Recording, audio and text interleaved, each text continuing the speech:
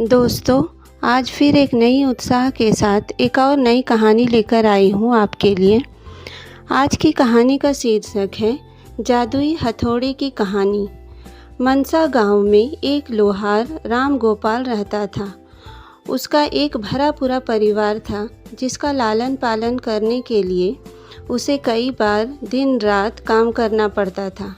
रोज की तरह आज भी काम पर जाने से पहले राम गोपाल ने अपने खाने का डिब्बा बांधने के लिए अपनी पत्नी से कहा।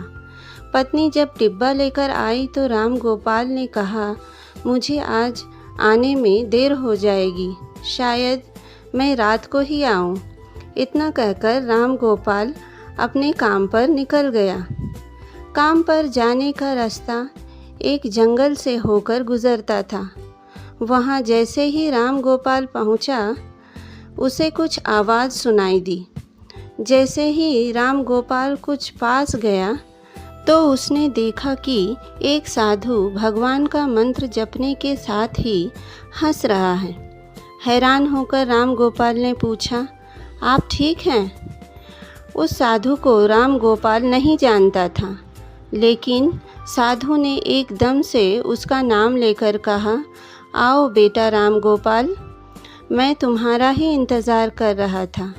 मैं भूखा हूँ, मुझे अपने खाने के डिब्बे से कुछ खिला दो। बाबा से अपना नाम सुनकर राम गोपाल हैरान था, लेकिन उसने कोई सवाल नहीं किया और सीधा अपना खाने का डिब्बा निकालकर उन्हें दे दिया। देखते ही देखते बाबा ने राम गोपाल का सारा खाना खा लिया। उसके बाद साधु ने कहा, बेटा मैं तो सारा खाना खा गया, अब तुम क्या खाओगे? मुझे माफ़ कर दो। राम गोपाल ने कहा, कोई बात नहीं बाबा, मैं काम के लिए बाज़ार जा रहा हूँ तो मैं वहीं खा लूँगा। यह सुनकर उस साधु ने राम गोपाल को खूब आशीर्वाद दिया और भेंट के तौर पर एक हथौड़ा दे दिया। राम गोपाल ने कहा, आपका आशीर्वाद काफ़ी है, मैं इस हथौड़े का क्या करूँगा, इसे आप ही रखिए। साधु ने जवाब देते हुए कहा, बेटा यह मामूली हथौड़ा नहीं है, यह जादुई हथौड़ा है जो मेरे गुरु ने मुझे दिया था और अब मैं तुझे दे रहा हूँ, क्योंकि तुम्हारा दिल साफ है।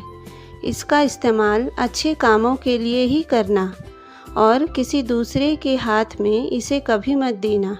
इतना कहकर वह बाबा वहाँ से अदृश्य हो गए। राम गोपाल अपने हाथों में हथौड़ा लेकर बाजार काम करने के लिए चला गया। औजार बनाने से पहले उसके दिमाग में आया कि आज इसी हथौड़े से ही लोहा पीटता हूँ। जैसे ही उसने लोहे पर हथौड़े से चोट मारी, वो सीधा औजार बन गया। दूसरी चोट में लोहे के बर्तन बन गए। राम गोपाल समझ गया कि यह सही में जादुई हथौड़ा है। वो जो बनाने की सोच के साथ लोहे पर चोट मारता, लोहा सीधा वही बन जाता। जादुई हथौड़े के वजह से राम गोपाल का काम जल्दी ख़त्म हो गया और वो अपने साथ ही उस जादुई हथौड़े को घर ले गया। इसी तरह रोज़ राम गोपाल उस हथौड़े से जल्दी काम ख़त्म कर लेता और कई बार ज़्यादा बर्तन बनाकर उन्हें गांव के लोगों को भी बेच देता था। धीरे धीरे उसके घर के हालात पहले से कुछ ठीक होने लगे। एक दिन गांव का मुखिया उसके घर आया और बोला, हम गांव वालों को शहर जाने में बहुत ज़्यादा समय लगता है, क्या तुम अपने हथौड़े से गांव और शहर के बीच आने वाले एक पहाड़ तोड़ने में मदद करोगे? इससे बीच में एक सड़क बना लेंगे और गांव में शहर का सफ़र आसान और छोटा हो जाएगा। मुखिया की बात सुनकर राम गोपाल ने उस जादुई हथौड़े से उस पहाड़ को तोड़ दिया। मुखिया और गांव के लोग बहुत खुश हुए और उसे खूब शाबाशी दी। पहाड़ तोड़ने के बाद घर लौटते समय लोहार के मन में हुआ कि इस जादुई हथौड़े से मेरा काम जल्दी हो जाता है, लेकिन कुछ ज़्यादा फ़ायदा तो हो नहीं रहा है। इसी सोच में डूबे हुए लोहार घर जाने की जगह दुखी होकर जंगल की तरफ चला गया। उस जंगल में वही साधु बाबा लोहार को दोबारा दिखा। लोहार ने उन्हें अपने मन की सारी बात बता दी। साधु ने कहा, इसका उपयोग सिर्फ औजार और बर्तन बनाने व पहाड़ तोड़ने तक सीमित नहीं है। इससे तुम अपने मन का कुछ भी बना सकते हो और किसी भी कठिन चीज़ को आसानी से तोड़ सकते हो। राम गोपाल ने अच्छे से साधु बाबा से उस जादुई हथौड़े का इस्तेमाल करने का तरीका सीखा। उसके बाद राम गोपाल ने बहुत धन कमाया। आज राम गोपाल एक अमीर आदमी बन गया। अभी भी वो जब भी ज़रूरत महसूस होती है उस जादुई हथौड़े का इस्तेमाल कर लेता है।